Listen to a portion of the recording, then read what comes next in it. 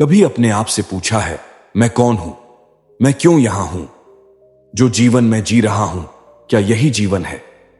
इन प्रश्नों से बचने की कोशिश हर कोई करता है, लेकिन कोई न कोई दिन ऐसा आता है जब ये सवाल सामने खड़े हो जाते हैं, मौन और गहराई से। प्रत्येक मनुष्य अपने जीवन में शांति चाहता है। कोई धन में खोजता है, कोई रिश्तों में, कोई नाम में और कोई धर्म में। लेकिन सब कुछ पाने के बाद भी यदि रात को नींद न आए और दिन में मन शांत न हो, तो समझना चाहिए कि जो खोज रहे थे वह बाहर नहीं, भीतर था। मनुष्य की सबसे बड़ी त्रासदी यह नहीं है कि उसे दुख मिलता है, बल्कि यह है कि वह दुख को समझ नहीं पाता। वह बस भागता रहता है, चिंता से, भय से, तनाव से। हर दिन की शुरुआत एक दौड़ से होती है और हर रात एक हार के साथ खत्म होती है। यह हार किसी और से नहीं, अपने आप से होती है।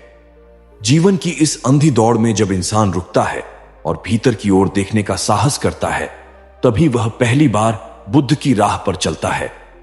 बुद्ध कोई भगवान नहीं थे, वह एक मनुष्य थे, सिद्धार्थ, जिनका मन शांत नहीं था, जिनके प्रश्न गहरे थे और जिनका साहस असाधारण था। उन्होंने इस जीवन को केवल जीने के लिए नहीं, बल्कि समझने के लिए अपनाया।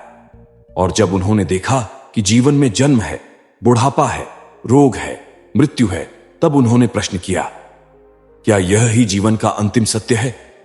उनका यह प्रश्न सामान्य नहीं था। यह प्रश्न किसी भी ऐसे व्यक्ति के भीतर उठ सकता है जो केवल जीने से संतुष्ट नहीं, बल्कि जागने के लिए तैयार हो। और यही जागरूकता है बुद्धत्व की शुरुआत। बुद्ध ने कहा, जीवन में दुख है, लेकिन दुख का कारण भी है, और जब कारण समझ लिया जाता है तो मुक्ति संभव है। यह कोई दर्शन मात्र नहीं, बल्कि एक जीने की कला है। वह एक ऐसी साधना जिसमें आप अपने मन को देखते हैं, समझते हैं और फिर उसे पार कर जाते हैं। जब बुद्ध ने बोधि वृक्ष के नीचे आंखें बंद की, तो उन्होंने किसी ईश्वर को नहीं पुकारा, उन्होंने किसी शक्ति को बाहर नहीं तलाशा। उन्होंने बस अपने मन को देखा। हर विचार, हर भावना, हर स्मृति, सब कुछ को देखा, बिना किसी आकर्षण या विरोध के।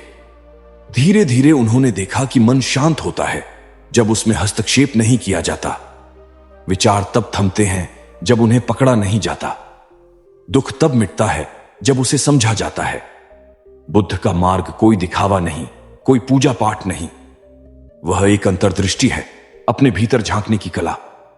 ध्यान कोई अभ्यास नहीं, बल्कि जीने की अवस्था है जहां आप हर पल जागरूक रहते हैं। इस जागरूकता में चिंता स्वतः गिर जाती है। तनाव वहां टिक ही नहीं सकता, क्योंकि जहां चेतना है वहां अज्ञान का अंधकार टिकता नहीं। बुद्ध ने कहा, दुख की जड़ है तृष्णा। यह तृष्णा केवल भौतिक वस्तुओं की नहीं, बल्कि हर उस उम्मीद की है जो मन बनाता है कि भविष्य ऐसा होगा, लोग ऐसे व्यवहार करेंगे, मैं हमेशा सफल रहूंगा। और जब ये उम्मीदें टूटती हैं तो मन टूटा हुआ महसूस करता है।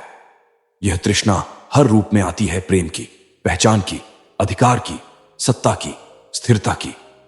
और जब इंसान यह समझ लेता है कि सब अनित्य है, सब बदलने वाला है, तभी वह उस जड़ से बाहर आता है। बुद्ध ने न केवल दुख की पहचान की, बल्कि उसकी मुक्ति का मार्ग भी दिखाया।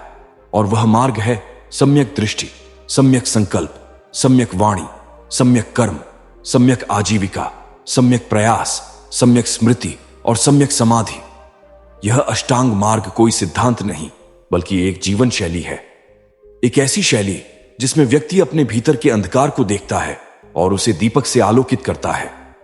हमारा मन हर समय भविष्य या भूत में रहता है।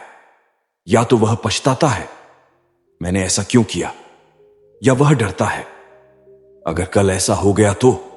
और इन दोनों ही स्थितियों में वह वर्तमान से कट जाता है। और यही कटाव तनाव है।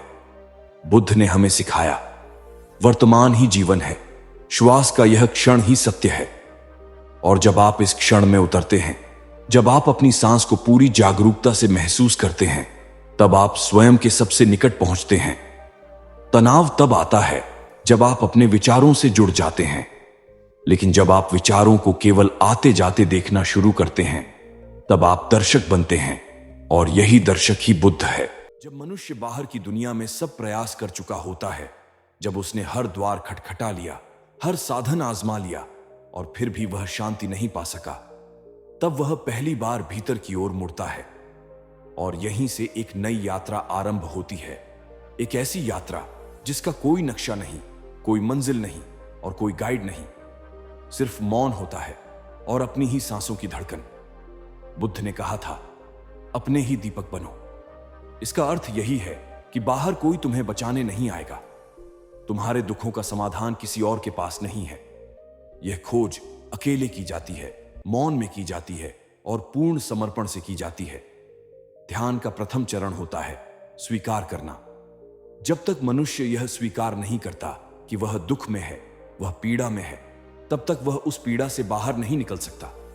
लेकिन हमारी आदत है छुपाना, दिखाना और लड़ना। हम अपने ही भावनाओं से लड़ते हैं। चिंता आई तो हम सोचते हैं इसे हटाना है। डर आया तो हम कहते हैं मुझे साहसी बनना है।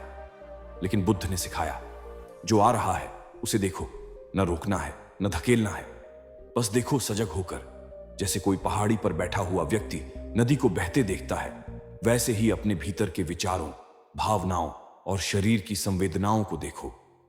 और जब आप ऐसा करते हैं तो आश्चर्य होता है, विचार धीमे हो जाते हैं, भावनाएं हल्की हो जाती हैं, सांसें गहरी हो जाती हैं और फिर एक ऐसा मौन उतरता है जो शब्दों में नहीं कह सकते।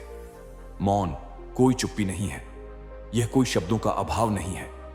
यह एक ऐसी स्थिति है जहां भीतर का शोर शांत हो गया हो, जहां आत्मा बोलती है और मन चुपचाप सुनता है।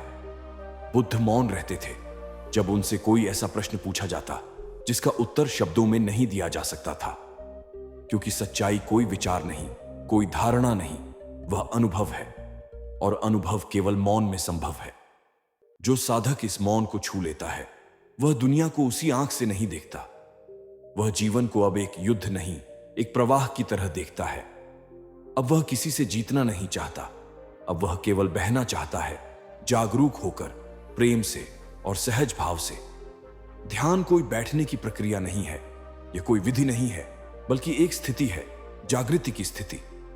जब शरीर स्थिर हो और मन साक्षी हो जाए तब ध्यान घटता है।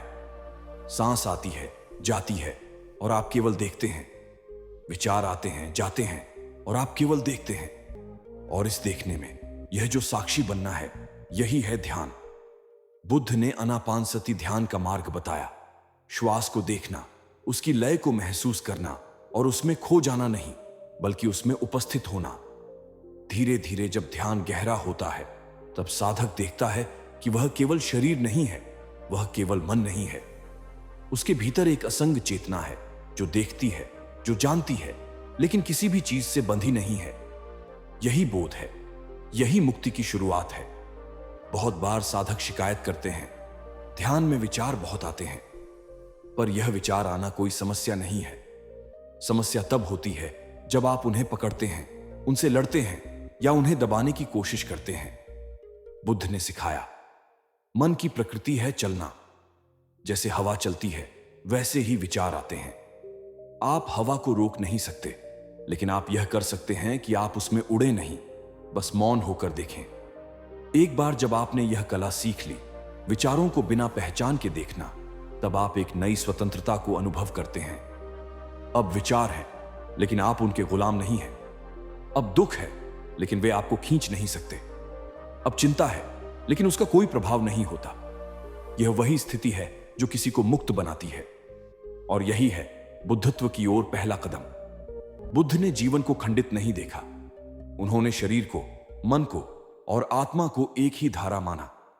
इसलिए उनके मार्ग में शरीर की देखभाल, मन की शुद्धता और आत्मा की जागरूकता तीनों महत्वपूर्ण हैं। जब आप बैठते हैं ध्यान में तो आप पहले शरीर को स्थिर करते हैं, फिर सांसों को देखते हैं जिससे मन शांत होता है, और फिर एक ऐसा बिंदु आता है जहां मन भी नहीं रहता, विचार भी नहीं, केवल अंतराल रहता है। वही अंतराल आत्मा की खिड़की है। उसके पार जो मौन है वही परम सत्य है। सारी चिंताओं की जड़ है मैं। यह मैं चाहता है सम्मान, अधिकार, प्रेम, स्थायित्व। और जब यह सब नहीं मिलता तब वह दुखी होता है। बुद्ध ने इसी मैं की जड़ को देखा, समझा और उसका अंत किया। जब आप ध्यान में उतरते हैं तो धीरे धीरे यह मैं भी धुंधला हो जाता है और जो शेष रह जाता है वह है मौन, प्रेम और शांति। वही है निर्वाण, वही है बुद्धत्व। जब साधक लंबी साधना के बाद एकांत में बैठता है और उसकी सारी खोजें थम जाती हैं, तब भीतर कुछ ऐसा घटता है जिसे शब्दों में कह पाना कठिन है। वह न कोई विचार होता है, न कोई भावना, न कोई सपना। वह केवल एक अनुभव होता है, जैसे कोई पर्दा हट गया हो, जैसे किसी ने अचानक प्रकाश कर दिया हो, और उस रोशनी में व्यक्ति पहली बार स्वयं को देखता है, स्पष्ट, निर्विकार और पूर्ण। बुद्ध ने इस अवस्था को निर्वाण कहा। इसका अर्थ है बुझ जाना। वह बुझ जाना नहीं जिसमें जीवन का अंत हो, बल्कि वह जिसमें अहंकार का अंत हो, जहां इच्छाएं न रहें, वासनाएं न रहें, केवल मौन शेष रह जाए। यह वह बिंदु है जहां साधक केवल देखने वाला नहीं, बल्कि स्वयं प्रकाश बन जाता है। सच्चा साधक केवल ध्यान में बैठकर ही ध्यान नहीं करता, वह जीवन के हर क्षण में जागता है। वह जब चलता है तो साक्षी बनकर चलता है, जब खाता है तो जानकर खाता है, जब बोलता है तो सजग होकर बोलता है, और जब मौन होता है तो पूरी तरह मौन होता है, बाहर और भीतर दोनों में। बुद्ध का मार्ग केवल ध्यान गृहों तक सीमित नहीं है, वह जीवन की रसोई में है, खेतों में है, यात्राओं में है, रिश्तों में है। जहां भी आप हैं वहीं पर आप जाग सकते हैं। शांति किसी स्थान की नहीं, वह एक स्थिति है, आपकी आंतरिक अवस्था। इसलिए बुद्ध ने कहा, संपूर्ण जीवन ही साधना है। जब कोई व्यक्ति ध्यान की गहराई को छूता है, तब जीवन में कोई जादू नहीं होता। वही लोग, वही परिस्थिति, वही मौसम। लेकिन अब देखने की दृष्टि बदल चुकी होती है। अब वही बातें जो पहले दुख देती थीं, वे अब समझ में आने लगती हैं। अब वही लोग जो पहले विरोधी लगते थे, वे अब दर्पण बन जाते हैं।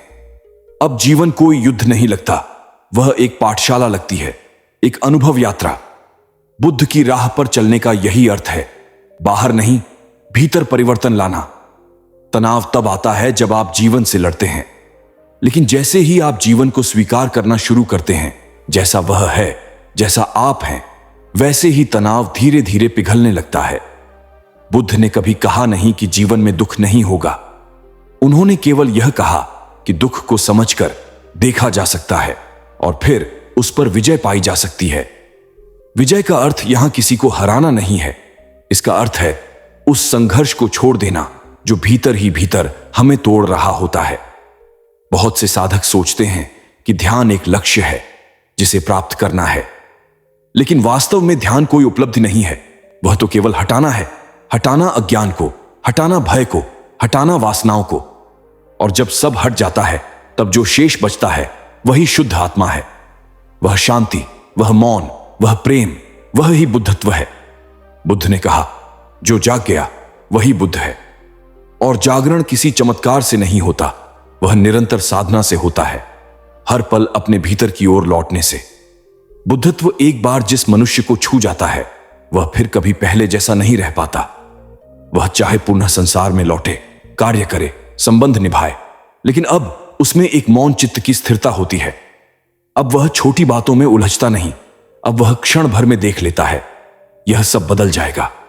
अब वह जानता है, मैं केवल शरीर नहीं हूं, मैं यह नाम, पहचान, विचार नहीं हूं, मैं चेतना हूं, शुद्ध, मुक्त और अनंत। यही आत्मबोध है, यही अंतिम ज्ञान है।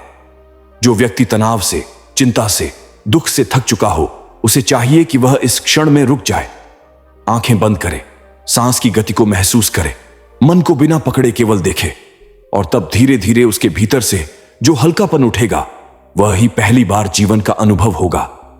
जीवन कोई बोझ नहीं है, वह तो एक उपहार है। पर जब मन चिंता में डूबा होता है, तब यह उपहार कचरे की तरह लगता है, और जब मन मौन होता है, तब यही जीवन अमृत बन जाता है। इसलिए बुद्ध की राह कोई त्याग नहीं, बल्कि समझ है, कोई परित्याग नहीं, बल्कि जागृति है। अब समय है मौन में उतरने का। इस पूरी यात्रा के बाद कुछ कहने को नहीं बचता। शब्द समाप्त हो जाते हैं और अनुभूति शेष रहती है। यदि तुम्हारा मन अब भी बेचैन है, तो ध्यान में बैठो, बिना इच्छा के, बिना अपेक्षा के। यदि तुम थक चुके हो, तो मौन में विश्राम लो, वह विश्राम जो तुम्हें पुनः ऊर्जा देगा। और यदि तुम जागना चाहते हो, तो बुद्ध की राह पर चलो, धीरे, सादगी से, प्रेम से। क्योंकि अंत में सब कुछ बदल जाता है, दुख भी, चिंता भी, शरीर भी, संबंध भी। पर जो नहीं बदलता वह चेतना जो सब देख रही है, और वही हो तुम। यदि इस यात्रा ने आपके मन को स्पर्श किया हो, यदि इन शब्दों ने आपके भीतर मौन की कोई छोटी सी किरण जगाई हो, यदि आपको लगा हो कि बुद्ध की राह पर चलना वास्तव में संभव है, तो इस चैनल से जुड़िए, क्योंकि यहां हर शब्द केवल ज्ञान नहीं, अनुभव है। हर कथा सिर्फ कहानी नहीं, चेतना की दस्तक है। सब्सक्राइब करें ताकि जब अगली बार कोई शांति की बात हो, कोई ध्यान की ध्वनि उठे, तो वह सबसे पहले आप तक पहुंचे। इस यात्रा में साथ चलें, मौन में, प्रेम में, बुद्ध की दृष्टि में।